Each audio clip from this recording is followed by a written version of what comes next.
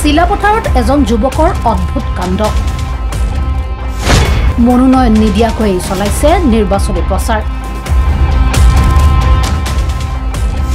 বিপাঙত চিলাপথাৰৰ ভোটাৰ ৰাইজ এইজন অজল নমশূদ্ৰ চিলাপথাৰৰ চিমেণ্টমুখৰ বাসিন্দা অজল নমশূদ্ৰ সিলিণ্ডাৰৰ প্ৰতীক চিহ্নত ভোট দিবলৈ ঘৰে ঘৰে নিৰ্বাচনী প্ৰচাৰ চলাইছে অজল নমশূদ্ৰই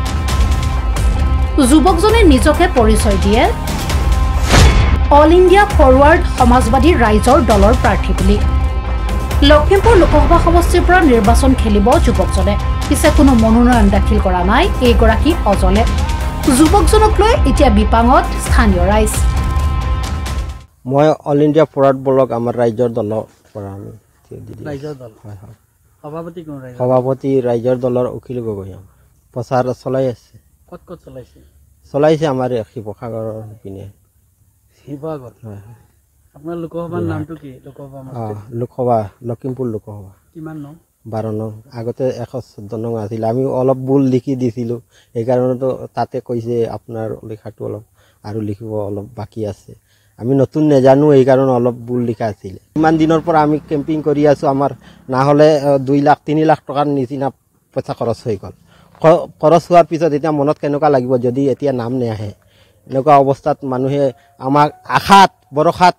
ভোট দিবলৈ মানুহে আশা কৰি আছে কিমান লাইক কমেন্ট শেয়াৰ আমাক কৰি আছে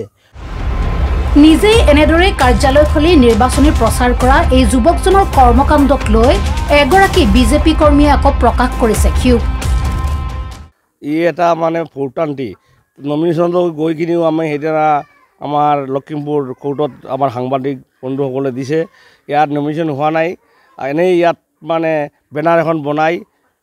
উল্টাকে কেনভাছ কৰি আছে আমি ইয়াত আমাৰ বিজেপি আমি সব ৰাইজে আমাৰ বিজেপি দিব আমাৰ প্ৰধান মুৰাত বিপুলপুৰ জিকাব ইয়াৰ মানে মাথাৰ ব্ৰেইনটো বেয়া আপোনালোকক মই জনাইছোঁ আপোনালোকে ইয়াক অকণমান সতৰ্ক কৰি দিব চিলাপথাৰৰ পৰা শম্ভুদেশৰ সহযোগত নিউজ ডেস্ক প্ৰথম খবৰ